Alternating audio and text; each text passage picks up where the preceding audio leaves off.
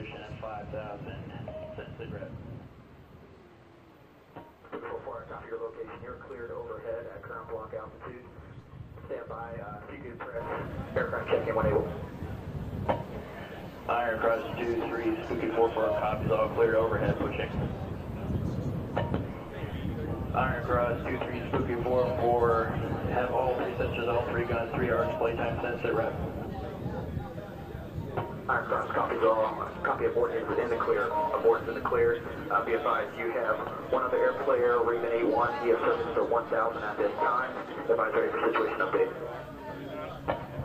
Spooky 4-4, copies all, send it.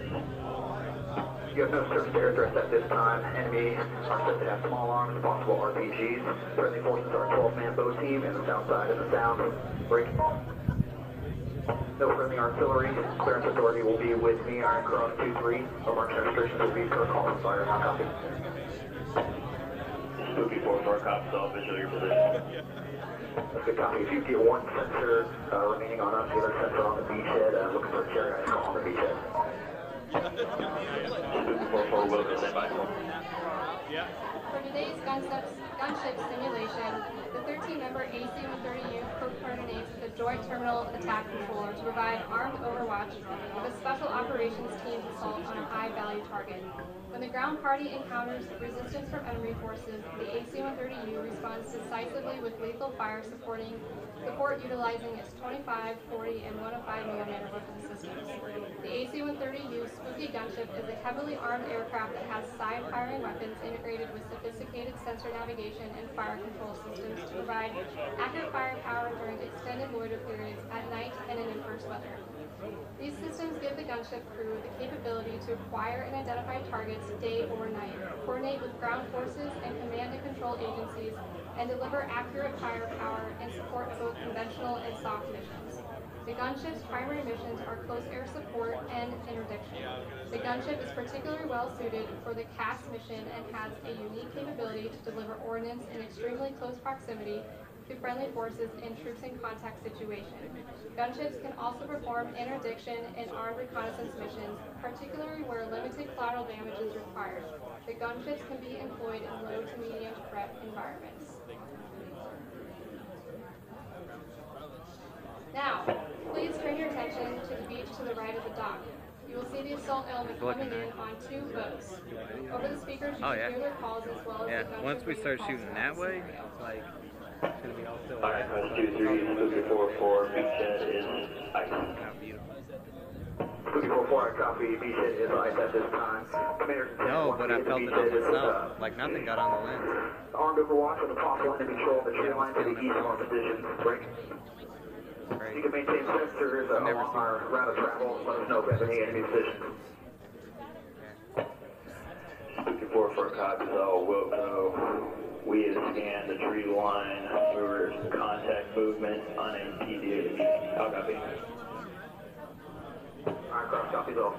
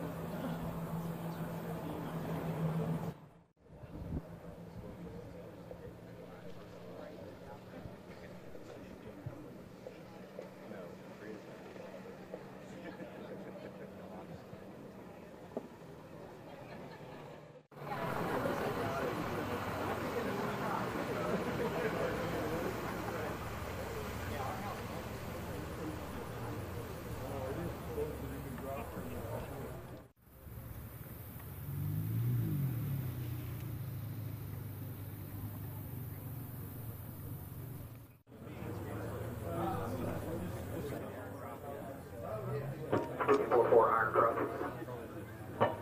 Go for Spooky. Spooky, Iron Cross, and friendlies are set on the beach at this time, setting up in a position to maneuver. Maintain eyes on us and eyes on tree line.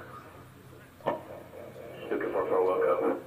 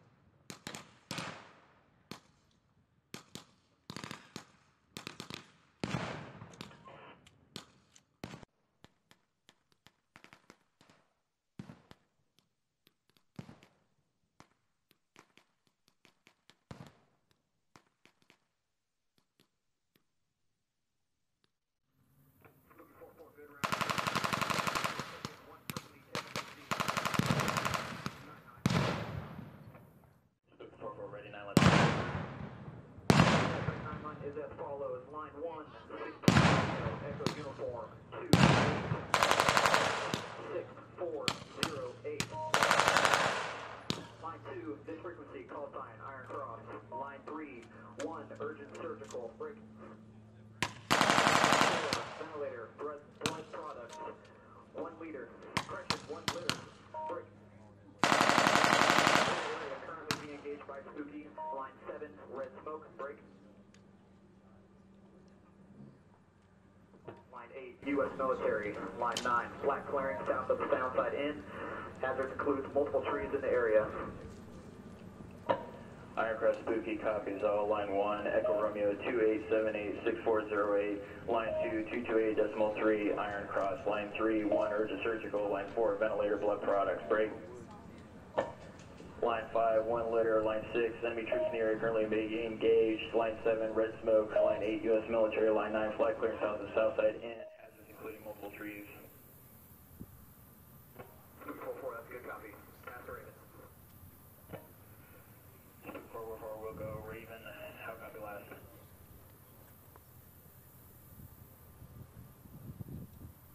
Raven copies all. Inbound with med support on board. Spooky.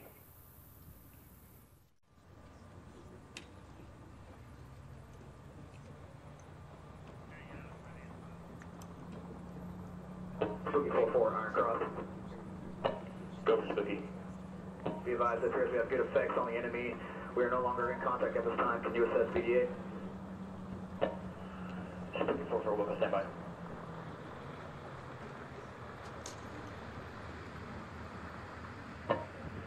Iron Cross Spooky says 4 by EKA expended 20 rounds of 40 Mike how copy.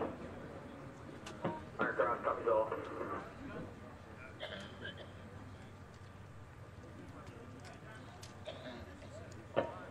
And Iron Cross 244 taking up defense scans. Iron Cross copies.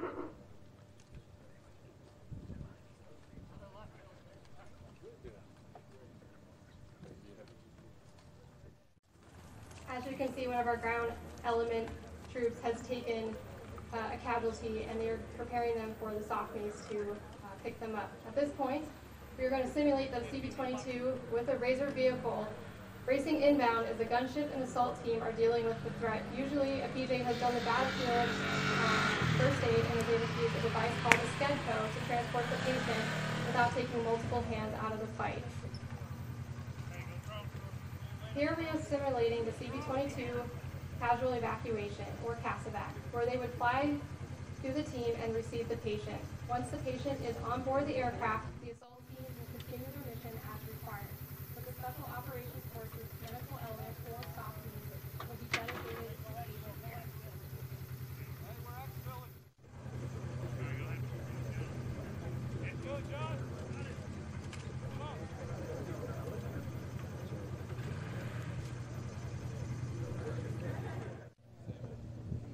They're gonna pull a break. They are. Yeah. Oh, you're lying. Today we have two Special Operations Forces medical element SOWs who specialize in stabilizing the patient in flight and maintaining consistent care until we are able to get him or her into a hospital. The SOWME team will typically receive the patient from a ground medic and get a full brief from them regarding patient condition and injuries. Similar to what a paramedic might be doing in the back of a moving ambulance, but the difficulty of patient care in this environment is incredible. These specialists are providing care in the back of a maneuvering aircraft, oftentimes using only night vision goggles while being flown through hostile airspace. They have to assess the patient, stabilize him, and transition the care from the battlefield first aid towards more intensive medical procedures. Using a mannequin, we will show you many of the typical injuries and complications our SOFMEs are often dealing with.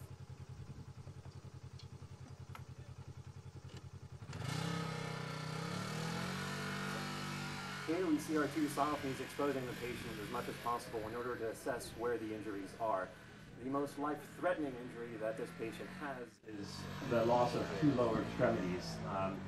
This type of injury can result in death in less than 2 minutes. Therefore, it is the injury that is going to be addressed first. Our SOFMEs are placing tourniquets very high on the leg in order to stop the bleed. This is a skill that all the combat medics practice regularly because it is so vital to ensuring the success of patient care. Having two medics work on one patient enables them to communicate effectively and to hand off different aspects of care as needed. Here we see one SOFME transition to the patient's head to assess the airway, the second most important system in the human body in order to preserve life. The patient is currently unconscious, and a nasal pharyngeal airway, or a nose hose, is being put into the patient's nose in order to maintain some passage of air into the patient's lungs. Obviously, if you can't breathe, you're not going to do very well. That is one of the first steps that we are trained to do. However, this patient's airway is not functional enough even with the nose hose in place, and the SOFME is now looking to perform a cricothyroidotomy. What that is a surgical airway giving us access to the patient's lung through his neck. This is a very dangerous surgical procedure that requires a lot of training before you are allowed to perform it. While that is happening, the other SOFME continues his exam of the patient to find all injuries that need to be taken care of.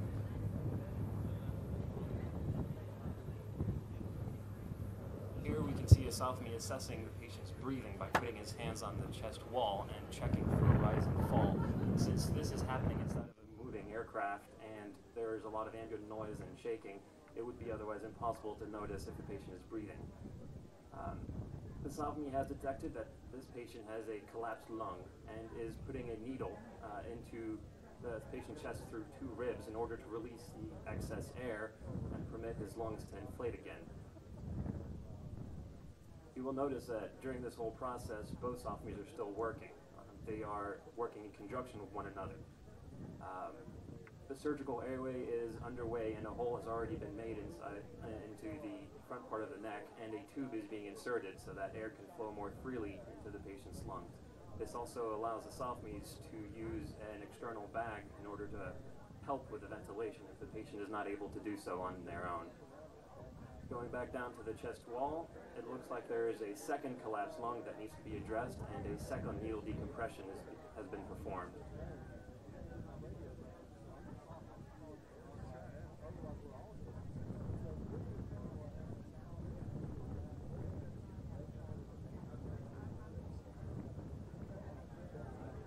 At this point, the next system that needs to be assessed is this patient's circulation. In trauma, patients often lose a lot of blood and their blood pressure becomes dangerously low. In order to counteract this, we need to have some sort of access to their circulatory system. A peripheral IV is a possibility, but takes time. Here we see a SOFME preparing for an intraosseous access. That is, a needle will be placed inside the sternum, the bone of this patient, and fluid will be administered that way.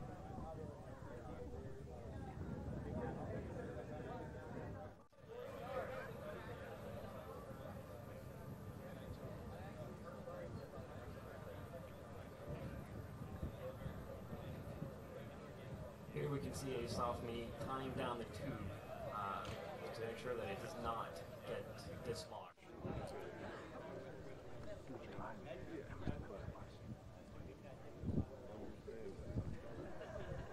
The amount of pressure needed to get an intraosseous access is in excess of 60 pounds. It is by no means a gentle procedure, but one that is life-saving.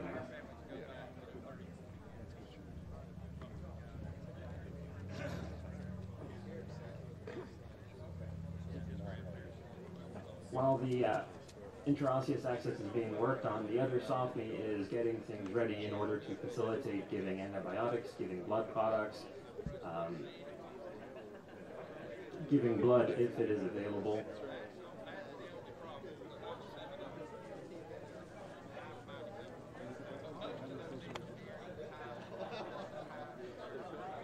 The last step in the algorithm is hypothermia. Having a patient be cold decreases their chance for survival, and therefore an emergency blanket is quickly placed over the patient and he is wrapped up in order to preserve as much body heat as possible. Remember, this is happening in an aircraft that is moving with an open door.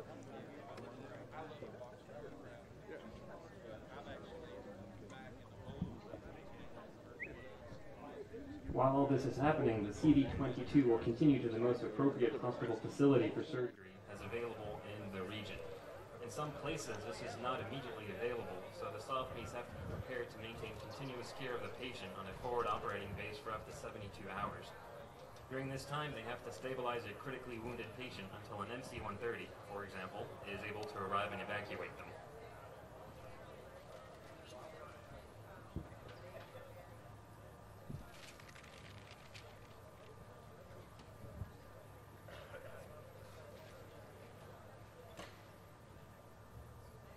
Our SOWME team would then pack up the patient again and provide care for transition.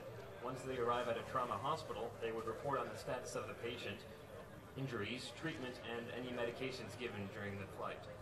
At this point, the patient would be taken into surgery as required by the hospital, and our SOWMEs would then return to their location. Ladies and gentlemen, this concludes our scenario. At this point, we can open it up to any questions, and if there are none for the larger group, our SOWMEs will remain around for questions and discussion. Additionally, we have 2 JTACs providing a static display of their kits and a question and answer session available as well. Thank you so much for joining us today. Have a good evening.